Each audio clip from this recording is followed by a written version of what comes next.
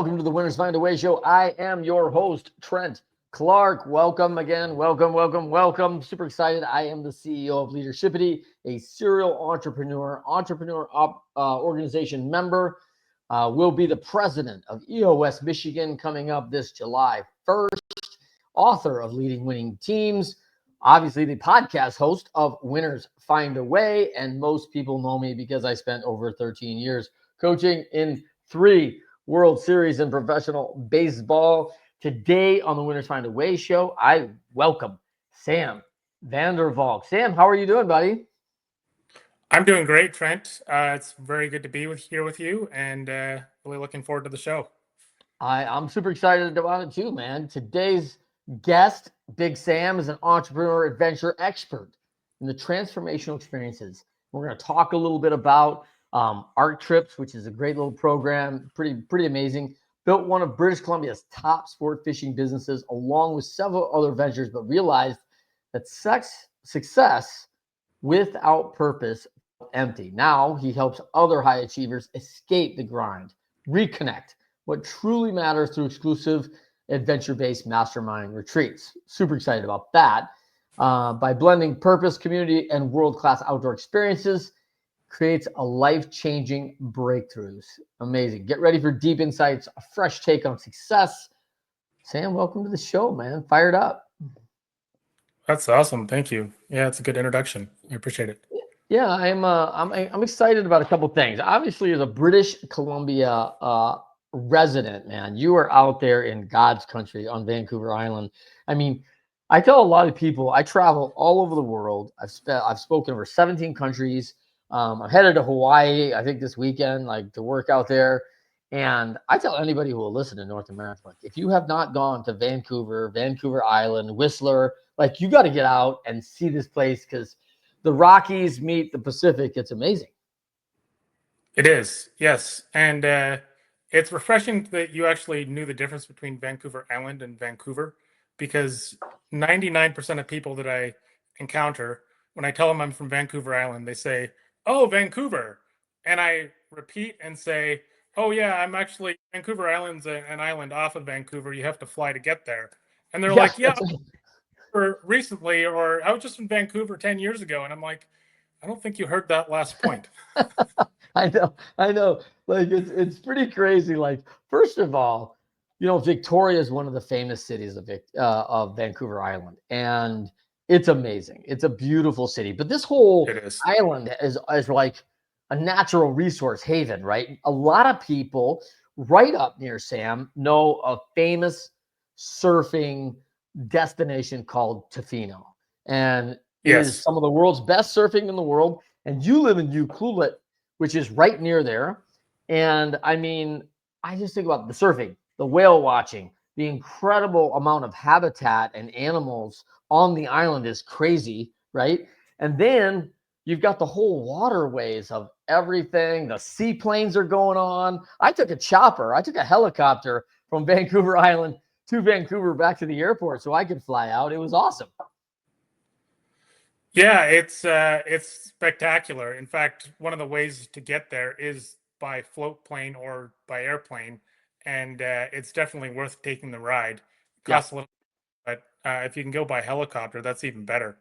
Yeah, the helicopter was a little bit of a premium too, but it was much faster than the ship that sails over. There is a ferry system that ferries you from Vancouver Island, Vancouver, and Seattle, and a number of places there too. But I'm not a big waterway guy, like out on the big boats. Like, I'm not a huge fan. I'm probably my impatience showing there, Sam. So now you kind of double time between a little South Florida time and British Columbia. I see you're in your South Florida garb today. Is that fair? Yes, it is fair. So yes, I'm in South Florida right now. During the winters, I spend a little bit more time in the sun, and I do most things online for the winter. And for whatever I need to have taken care of up there, I've got people taking care of things up there. But during the summers, I'm there and in the action, and things just go full tilt. So I'm on the boat guiding sometimes, and sometimes it's just managing the business, but there's always something to do. Uh, the fishing there is top notch. It's one of the best places in the world to be. It's especially for ocean Chinook salmon fishing, and I've written a bunch of blog pieces and literature on this, and it is amazing. Uh, we catch. It's one of the areas where we catch Chinook salmon in the ocean like you haven't really seen in most places. Like for me, if I don't have a fish on within 5 minutes of being out there, I'm disappointed. And Nice. there's not many places like that. I'll No, tell you. there's not, Sam. Like I tell a lot of people, like I dislike fishing. I love catching. Like catching's great, but the idea that I go out on a vessel or a boat or sit on a shoreline for 10 hours and catch nothing. And I know a lot of people like, hey, they're out on the water. They're like, this is totally good. What a great day. Beautiful. The sun shined. I baited some hooks, had a couple cold ones and called it a day. Didn't catch anything, but I was happy to be there. I'm not that guy. Like No, I want like not me neither. throw and catch, man. Like I am like, Yeah. let's get action, you know?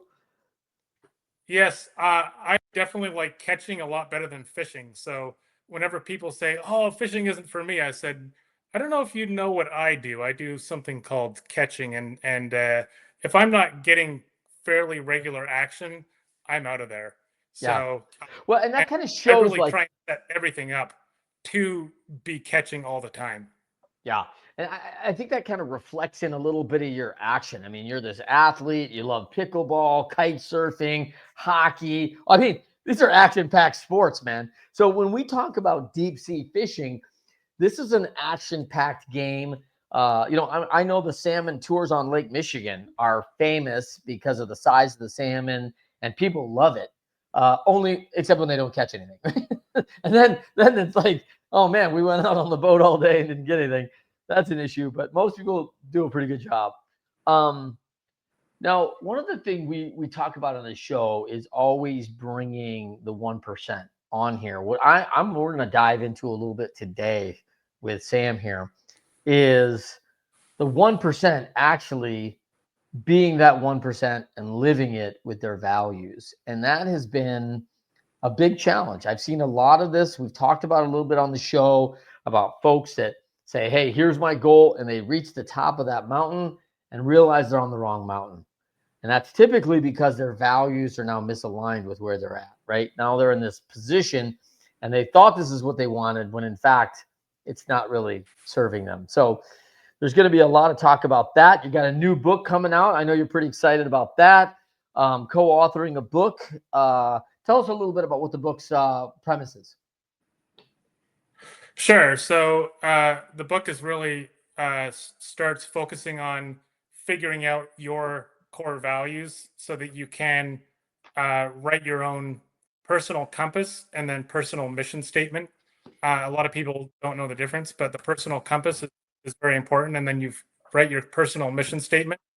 And then from there, you can set the vision of where you actually or where your ideal life is. And from there, I really try and help you figure out how to integrate that into your business. But a large portion of the book first is personal. So, we're complicated beings.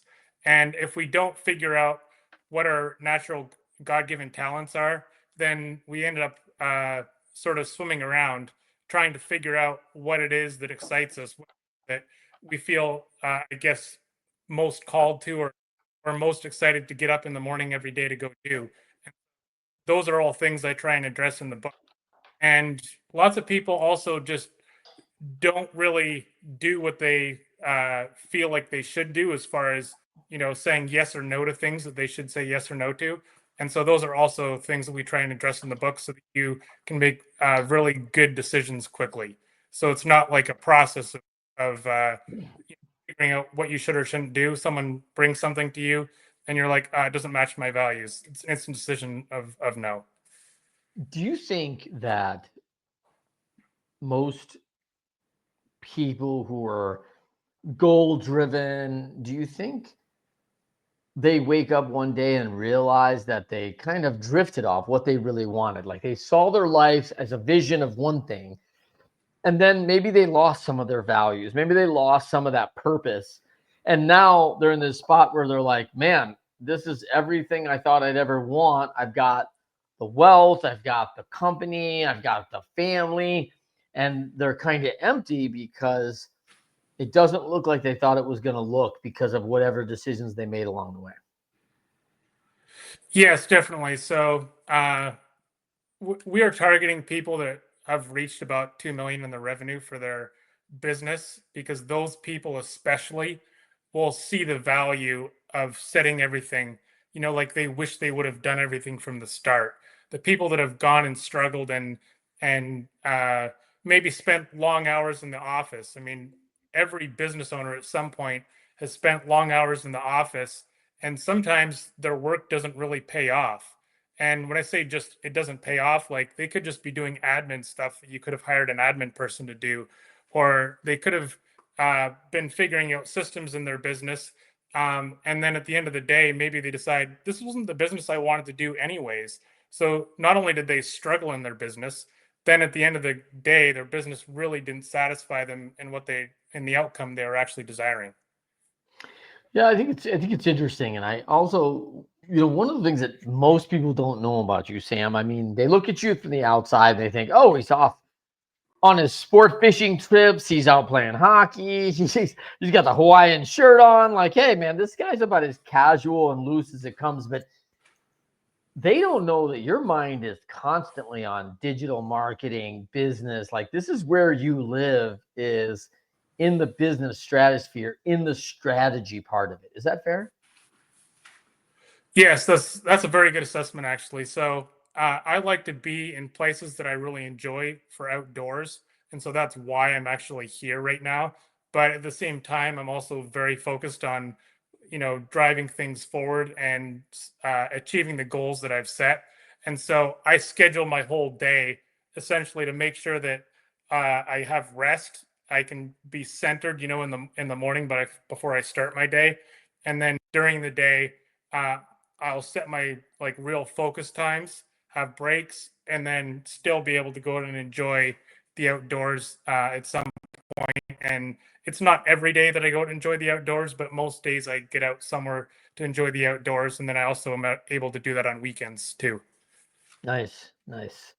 And down in Pompano, you're pretty close to the old Panthers facility down there. Have you seen the Panthers' new facility yet? Yes, I love going to the Panthers games. The Panthers are obviously a great team right now. They won the cup last year. Yep. Uh, they just built a brand new rink for practice, and so we're actually probably going to go and watch them practice on Wednesday. So Nice. Yeah, that facility in Fort Lauderdale is unmatched. It's pretty awesome what they built for their training facility. It reminds me a little bit of what Montreal built up there for their fans. I mean, I think they've got like 3 or 4 sheets of ice in their practice area, and the community's involved, a bar in the middle of it. Like, it's pretty cool how they set it up. yeah, Um, so let's talk a little bit about let's come back a little bit to the values and chasing success, right? A lot of folks who are 1%ers, man, much like yourself, they're driven. They've got their they got their blinders on. This is the direction I'm going. It's only one yeah, way.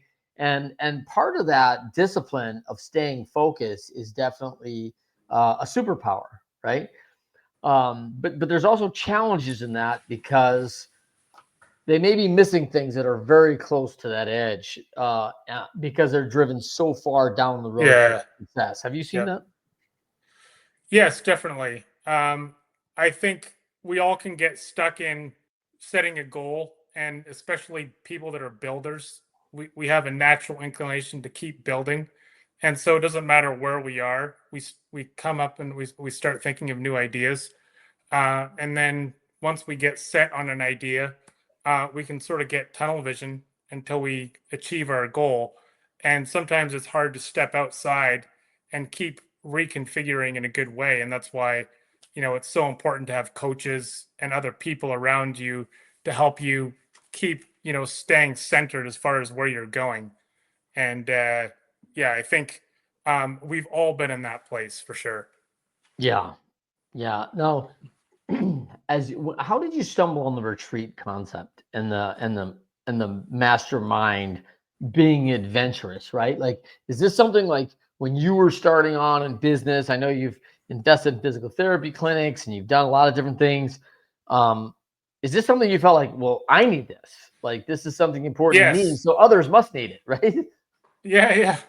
So I actually went to a retreat in November, and it wasn't focused quite in this way, but it sort of woke me up a little bit, and I started coming alive, and I realized, oh wow, this is something that I really do value. And during that retreat, I started leading that retreat in ways, like helping lead that retreat, I should say, and helping people figure out their core values. And I realized I just needed to go do this for myself. I need to be able to go help other people figuring out their core values in business and also helping them out in business. And I want to go do it in an outdoor environment where people can also go have fun.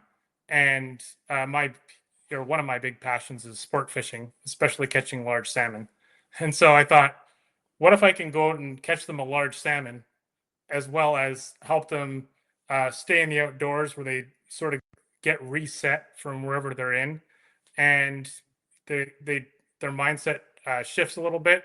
Your mind needs a little bit to shift as well. So like we're doing 5-day trips, which is enough time for you to, kind of unwind from wherever you're at, get focused on something else, and allow your mind to come to this place where you say, okay, this is my new direction now, and I'm going to stay committed to where this new direction is, and it'll be a new direction you choose. It's not the direction we choose for you.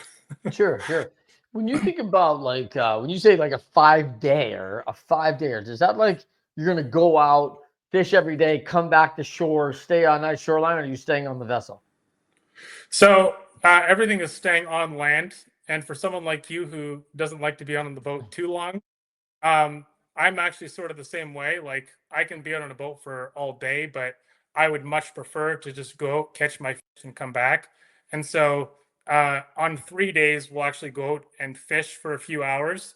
And those few hours, I plan on being very productive. So you're not out there for a long period of time. And the rest of the time will be focused on mastermind events, essentially. So connecting, strategy sessions, and figuring out how to integrate everything that we talked about into your business. Do all your vessels did they launch right from Ucluelet? Yes, they do. Yes, Oh, nice. So it's is there a it's big one of the marina there? yes, it's fairly large, and actually, it's one of the best places where you can actually be 15 minutes from fishing. So it's not like we have to go and travel for Yeah. 2 hours where we want to go. We can be fishing in a very short period of time, and it's one of the best locations in the world. People don't realize how great a location it is. Yeah. No, until you go, you really don't know, right? It's really amazing. And I mean, like everywhere you turn around, like eagles, it's just it's crazy, like how We, special that place is, man. yeah, we see eagles, we see sea lions, we see sea otters. We actually see quite a few sea otters. Every once in a while, we get an incredible whale show. Uh, we see humpback whales sometimes, like 100 feet from the boat, and they can come out of the water. They usually come out of the water when they're a little bit, disturbed. But uh, yeah, it's quite an incredible place. There's bears along the shoreline every once in a while too. Uh, you always see something you don't expect. Yeah. Yeah, every time I'm up that way, I mean, I grew up and there was a show called in the US, there was a show called Wild Kingdom. Mutual of Omaha's Wild Kingdom. Yeah. Every time I'm like, man, this is like a Wild Kingdom show. Like every time I turn around. And the other thing that's really awesome up there is, you're driving up there along the coastline and every 3 minutes it's like a postcard view. It's crazy, and it's a different angle, right? Like where you see the islands Yes. across and you see the mountains coming straight up out Yeah. of the water, and you're like, holy crap, where are we at, Yeah. Yes, it is. It's definitely not a boring ride. When people say, "How long does it take to get there?" I said, "The drive is incredible, or actually, the flight is incredible. Either one, whichever way you choose to get there, it's incredible, and you're going to enjoy the whole time. Please don't plan on taking work with you. Yeah, Like right, right, come, right. come, come enjoy yourself while you're Yeah. getting here." So No, yeah, that's such a good point. Like, for kids and everything, and even us now, right? We're all addicted to these darn phones. I mean, look up. This is the absolute area you've got to look up. You should not be heading your phone, heading your laptop, because it's amazing out there. And man, it's a bit of a once in a lifetime experience. Now, do you see yourself double dipping ultimately, like with the summer fishing up here, and then the winter maybe do the Florida fishing?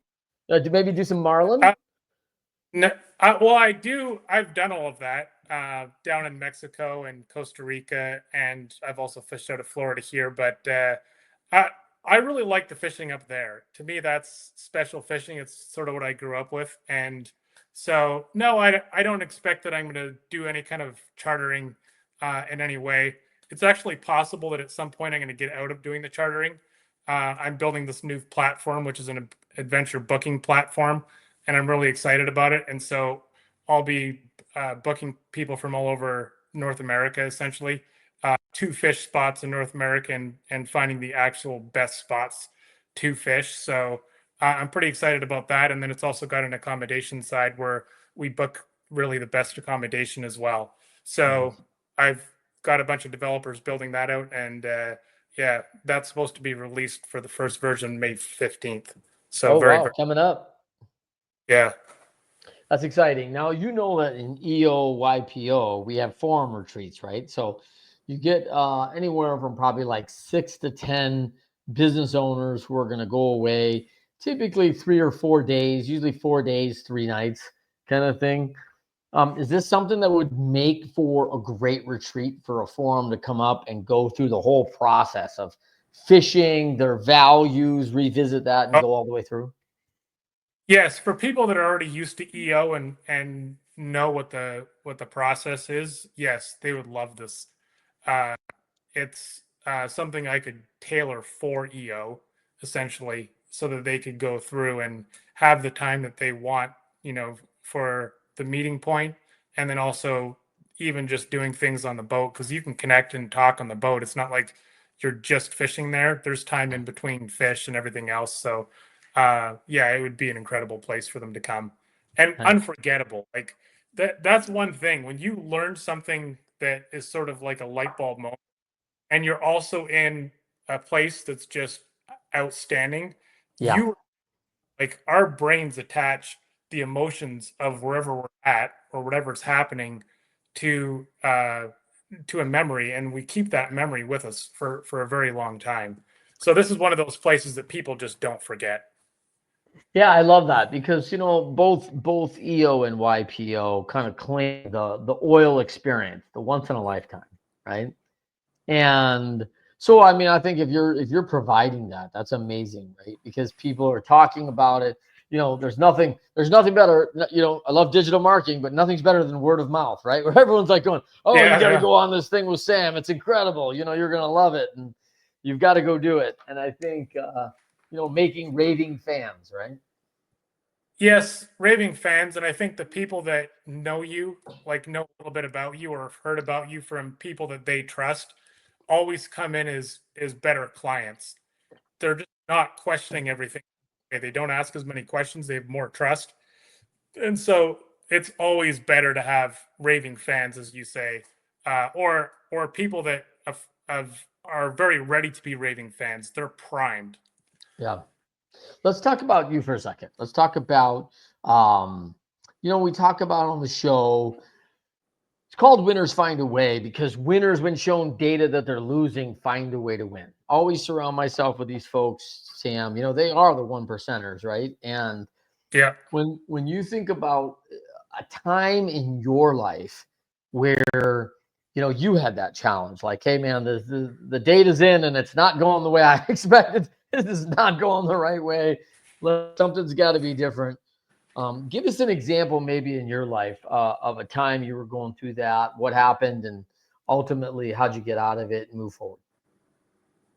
So the time of my life, actually, that was pretty much the lowest point in my life was during one winter, and I was in Colorado, hanging out with my brother, and my neck was giving me all sorts of issues. So I got in a car accident when I was 19, and also got into snowboarding accidents like right after that. So I was doing a bunch of stuff I shouldn't have been on the mountain after I had a car accident, and I had a herniated disc in my neck, and I was in a lot of pain, and it's a whole culmination of things that just came together, and I sort of didn't see out. Like, I'd been to therapists, I'd been, trying to get my neck fixed for quite a long time, and was just in a ton of pain. And when you're in a ton of pain in a certain area of your body, sometimes it just consumes everything.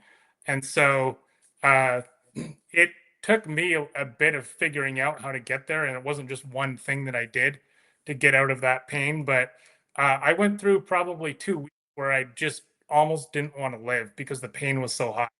And Mm. so um, it's one thing that I guess when you in a very low point like that, you can have sympathy or understanding for other people that are going through something that's brought their energy extremely low.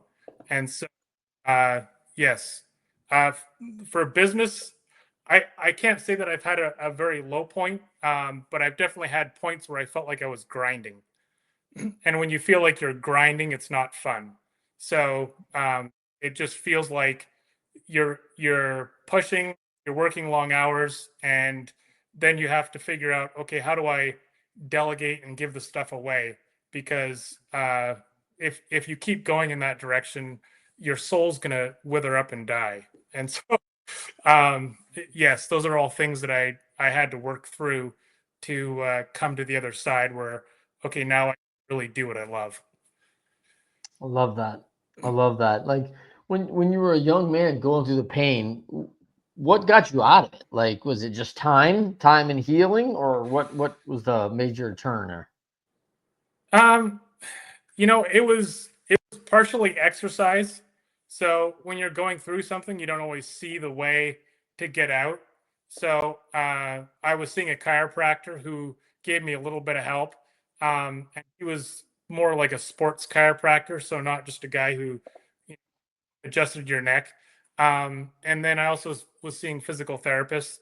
And so, yeah, I think just it was like a gradual pain got less and less. And I just found exercises to do to get out of that pain, and then also started moving more.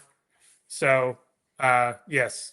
Sorry, I can't give you this No, I revelatory. think that's great. I think that like a lot of people talk about that. Like chronic pain feels hopeless, right? And Yeah, I've heard that a lot. And of course, it's a downstroke of things, right? All of a sudden, it filters down into all things. Oh, I can't do this anymore, and I don't want to play hockey because it's gonna hurt, or the risk is too high. And so there's all sorts of stuff we're telling ourselves, and medical people are telling us what not to do, also, right? Meanwhile, we're losing touch with what we're about, like what our purpose is, and that feels strange. And so that can get that leads to a lot of mental stress right away, and sometimes mental health conditions. Have you seen that? yes, definitely. As far as the mental health conditions, I guess you're a coach, so you've probably seen more of that side of things, especially when there's a lot of pressure on someone to perform. So on the recreational side, I guess I haven't seen a lot of that, but I would say in my own personal life, I've been injured, and whenever I've been injured, those have been the lowest points of my life. Yeah. So because I like to move, so you know, dislocating a shoulder. Um, Having surgery on the other shoulder where I was out for 3 months. Um, there's been a few other things where I just was down for a little while, not able to go play, and that's very very tough. Yeah. Yeah. No, I think that I find that, right, especially for someone who's moving, making things happen, who's used to it. Like when your body goes down and you're unable to do the things you really want to be going to do, right? It feels so limiting and a bit out of control, because it is out of our control. And I wonder if it's sometimes, we talk a little bit about the 1%, right? And let's come back to Yeah, this, because you're moving to get people into that 1%, right? You want them to Yes. be as successful as possible, but you want them also to work hand in hand in this boundary with their values, right? Like instead of like, oh, Yes. I went up and I did all this and I just said the Yeah. heck with all the things that really matter because I sacrificed it because I'm either driven by money or fame or whatever. And the other things were secondary. And we've seen a little bit of both of that in people, right? But your drive is to really help people, find their main campus, their main compass. Is that fair? Main compass, yes. So one of the titles for the book actually that we were thinking about was the growth compass, uh, but we're leaning not to having that the name. But it's for people to learn to live at a higher frequency, so that they are uh, always in a place where they feel like they're in control of their life. Like we're never completely in control of our life, but Yeah. you're in control if you know how to make good decisions and if you're aware of sort of what's going on around you.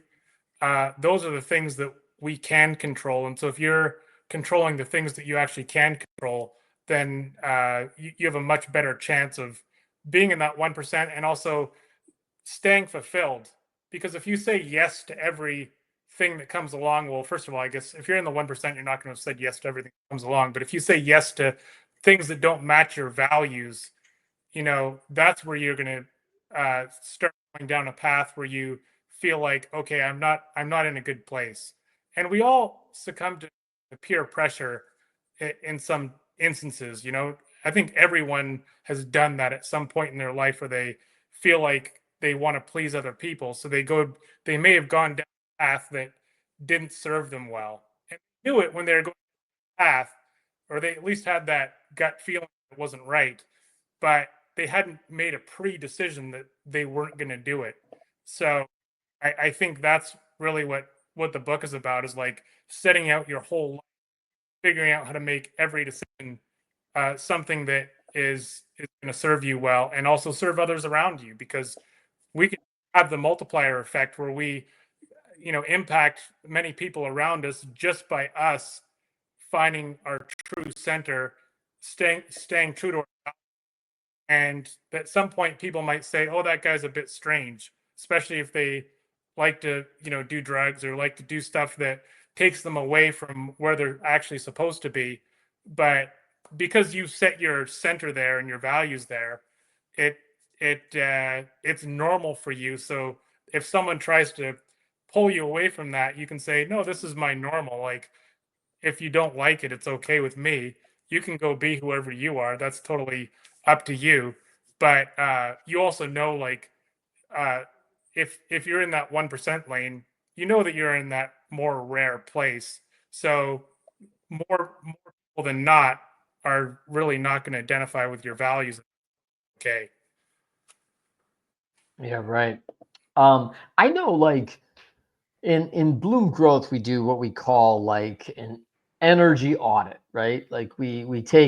we take our clients through talking a little bit about, what does give you energy, what makes you feel successful, what makes you feel like this is where I want to be. And I always talk about that because we have this above the line where we like to do things, gives us a bunch of energy, and then we have the below the lines that we don't like to do. One of the things I'm consistently challenged with is that there are things below the line that you're good at. And it's like, oh, well, I'm good at this, but I don't, I don't like to do it. Like, it doesn't give me any energy. It doesn't give me any satisfaction, right? It just makes me feel like, oh, I got to do that again. And people know that I'm decent at it or pretty good at it. So I see bosses that tap people on the shoulder and go, oh, hey, you're really organized. So you're good at this. So I'm going to let you run Yeah. inventory. And they're like, I don't want to run inventory. Like, what do you mean? Like, this is not my Yeah. energy. Like, but they're just thinking, well, hey, it'll be fine because, you'll do it and do a great job at it, right? Have you seen that? Yeah. Yes, definitely. And we've actually got a chapter in the book just about where you find your energy and figuring out what you should go do. And so that's something that's extremely important. And so if your boss comes to tap you and say, hey, go do some accounting stuff just because you're good at it, you can tell your boss, like, yes, but I'm also good at something else, which really makes you a lot of money.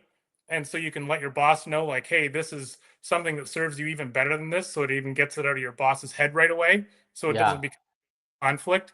And if you've already figured that out ahead of time, you don't have to have that awkward conversation with your boss later and say, like, hey, I know I said I'd consider this, but and then give reasons. You already know where your energy's at, and where you get your energy. Yeah. It's really interesting because when I was running this years ago with somebody, and uh, the awareness part was a really big deal because they started having to like list all the things they do over a day, over a week, over a month, over a quarter. Like, hey, what are my responsibilities? What does it look like to do these things? And I had this CEO circle the 5 most important things that they thought that had to be done in this role. Like, this is the most important thing, and 4 of them were below their line. Putting it in the sad line, right, where you want to Oh no. automate, you want to Yeah. delegate. Like, this is something you got to do. Like, you got to get these things off your plate, right? And and 4 of the 5 were below the line. I'm like, oh my gosh, like, you're gonna get fired, like, soon. Yeah. And Yeah. he astounded by that, like astounded by the fact, like, this is the job I've always wanted. I'm like, you just said the 5 most important things, and 4 of them you don't even like. You don't like to do them. Yeah, and he may be good at them, but what I found when I'm good at something, let's say like Excel sheets, I don't like to do them. I don't give me any energy, but I know how to navigate Excel. Yeah. Okay, Yeah. so Yeah. like when I'm called to do it, I procrastinate. I'm like, oh my gosh, that's due Friday morning. So I started about Yeah. 11 p.m. on Thursday, right? Like, it's like I Yeah. and it's carrying it's sitting over me the whole week. Like, I'm losing energy all week because I'm like, oh, I still got to do that. Oh, I got to get that thing done. Oh, and then finally I do it, and it might be an hour and 15 minutes. That has now sucked 7, 8 hours of my life Yeah. thinking Yeah. about it. And really, it doesn't take me that long, but it's a matter like I don't want to do it, right? And so I've seen that happen time and time again with folks. And it's a danger zone because you're good at it. You're good at it, Sam. Like, oh, if you're good at something, then Yeah. everybody wants you to do it. And you're like, yeah, I don't want to do it. Well, for tasks like that, first of all, you need an admin. So, and if even if you have a part-time admin that you hire remotely, get rid of all those tasks of building spreadsheets. Yeah. I can do spreadsheets too, and I'm okay at it, but at the same time, it doesn't serve me. Like, you No. do that, and it doesn't cost much either. So if you're not hiring someone to do it, then well, there's really no excuse. But Yeah. if you're doing something that you have to get something done you don't want to do, I would say do it at the beginning of your day because then you'll actually like get it done and not think about it anymore. So anything that's super not painful, but just something that you really aren't looking forward to, get it done sooner than later because again, like you're not going to be thinking about it for a long time. And then anything that you can schedule or put in your schedule also helps so that for whatever it is, like say you've got a presentation you've got to do for someone, that you schedule working out that presentation for another time in the week. And then you're not trying to think about, oh, I've got to do this presentation. Oh, I've got to do this presentation. It's in your schedule. So your brain's already compartmentalized it. And then you're totally okay to go and do it at a point because your brain knows this is all taken care of. Yeah. Yeah, we use the SAD acronym for stop, automate, and delegate, right? Like, stop doing Yeah. this. There's a famous book, right, called Eat That Frog. Like, take that thing you really don't want to do that you have to do and get it done Yeah. first, right? To start the day. The one challenge with that is that oftentimes, if we're not aware, like you said, Sam, these aren't higher priority things. They're things you could easily delegate. They're easily things you could stop doing and have somebody else doing. And so it's not going to be a priority. So it's not something you need to do first in the morning. And this is the challenge now because now it sits on you. And this is why you've got to stop doing it. And now, as you know, with AI, there's a lot of things like, hey, maybe I don't need to do it anymore, and I can automate it through AI. But I think the big one there is stop. And the quality of life, the value, the energy, the relationships, the downstroke of staying in those things has a massive impact. Yes, definitely. One of the themes in the book is time.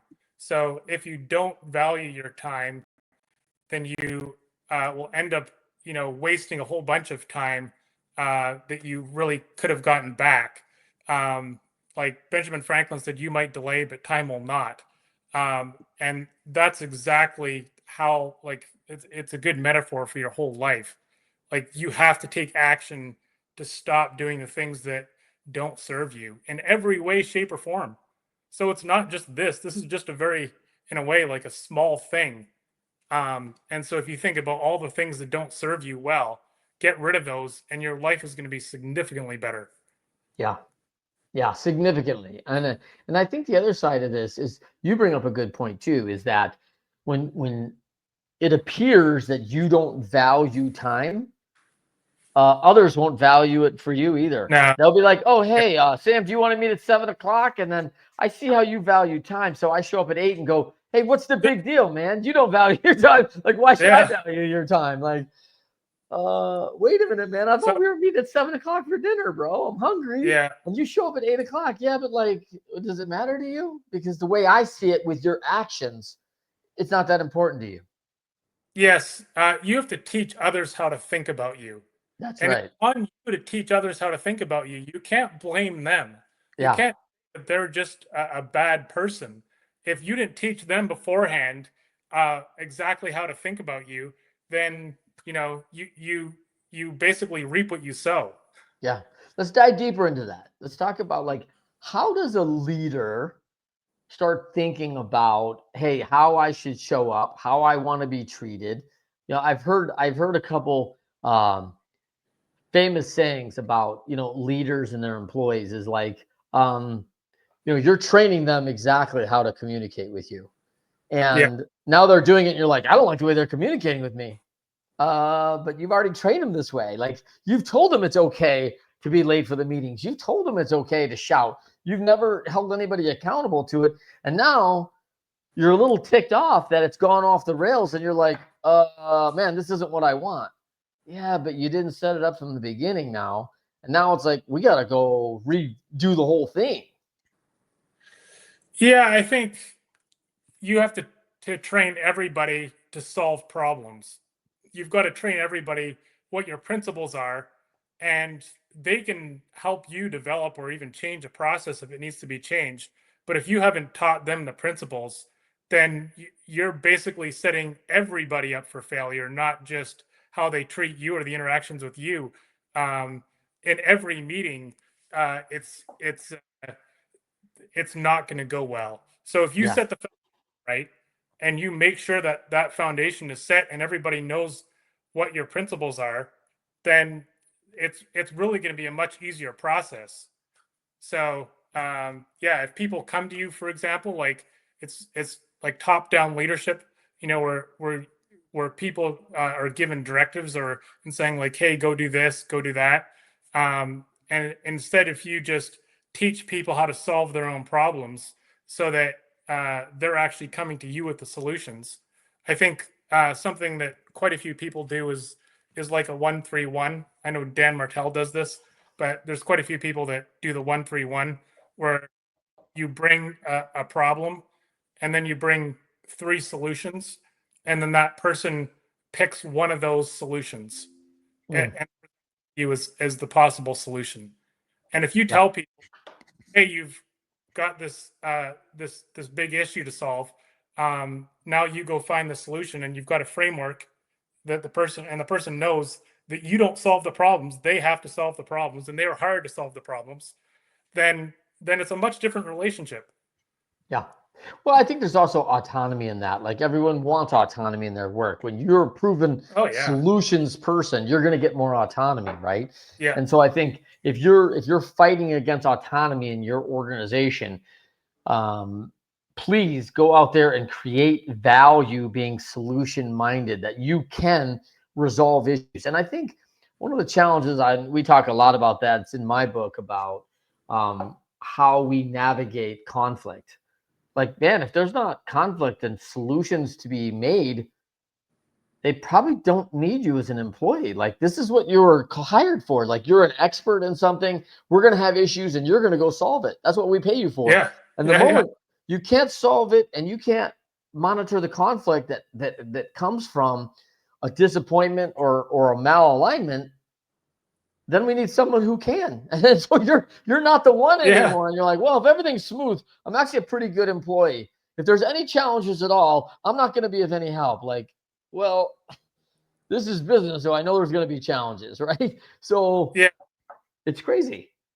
Yes, I think really, if you are principles minded again, if you go back to the principles and teaching people principles, then they'll figure out the problems. Even your lowest paid person should be able to figure out problems to so that someone else above them doesn't have to monitor them all the time and say, yes, you can go do this, or yes, you can go do that, because you're principles minded first. So if whatever the problem is fits inside the principle, which all of them really should, it's really just not that hard a decision to make, and that person is empowered to go make a decision that benefits you. Have you ever seen somebody on a team who it appears they love the idea of everyone reporting to them daily so they can spew out their 5 and 10 things they have to do? And like, I don't know if you know or not, I'm kind of a big deal because everybody every morning comes to me and I tell them what they're going to have to do today.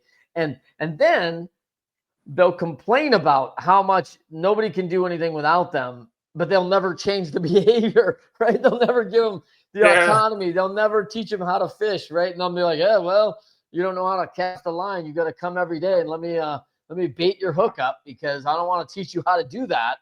But and then they'll complain about the fact that they can't fish on their own. What do you do when you have a team member like that? So I think, first of all, again, principles oriented people won't do that, because Right. that's not the kind of leadership that even works inside of your company. Um, and there really should be a go do this or go do that kind of person around you. It shouldn't be part of your company culture. So if you set out your values, which again in my book I talk about setting out your values for the company, there is no place for that. So I would say that that person, like, if you've got a good company, that person should never have been hired in the first place. And Mm. in that situation, if that's the culture that you've allowed, you've got to first change the culture. And if the person doesn't want to change with the culture, then unfortunately they're not going to be able to stay there, because they're going to drag everybody down around them, and it's going to be a multiplier effect dragging down. Yep. I Yep. actually did, when I started being an entrepreneur, I started with that. Instead of having people solve problems, I started with just giving assignments, whether it was, simple things around boats or my property or different things. Go do this, go do that. And if you don't teach people to solve problems, even at the very lowest level, then you're just going to end up have a lot of time in your day that's eaten up. And it's a challenge. It's a continual challenge. I don't think it's a thing that you just all of a sudden have solved and always have it, figured out. You're always going to meet people that'll be a slightly bit of a challenge to teach them the principles first, but you've got to be committed to it. Yeah. I agree with you 100%. Love it. Final words here, Sam. I know, man, as an adventurer, loved having you on here talking about some shop, man, and your gorgeous home and where you're from. I know a lot of people are going to be tuning in. Tell people where they can find you, Sam, so they could book an ARC trip and go out there and see the great adventure of Vancouver Island. Well, the website is arctrips.com, so arctrips.com. And then they can also go to my name, which is Sam Vandervalk.com, and they can see what I do there. And if they feel like coming on a mastermind trip, I've got an application form to see if you're the right fit. Then, yeah, we'd love to see you out there. I really love showing people the beautiful island. And seeing them unwind and, reset. It's really rewarding seeing people completely reset. Yeah, I love that. I love that. That's got to be pretty cool to have someone come in with the anxiety, the busyness, show up and Yeah. leave 5 days later in a whole different mindset. Yes, exactly. Yeah, that's awesome. All right, for Yeah. everybody, check out that ARC trip. Check out my good friend Sam Vandervalk out in Ucluelet out in British Columbia, Vancouver Island. I'm telling you, this is God's country. You will not be disappointed. And Sam and the work you'll do in your days will be nothing but exceptional. So get out there and do it. For everybody, Winners Find a Way show every Thursday, live 10 a.m. Eastern, 7 a.m. Pacific. And then our big podcast launches next day and drops the next day. But you can watch the video on Thursday with Facebook Live, Leadership at a YouTube channel, and LinkedIn Live. So check us out, and we will see you next time on Winners Find a Way.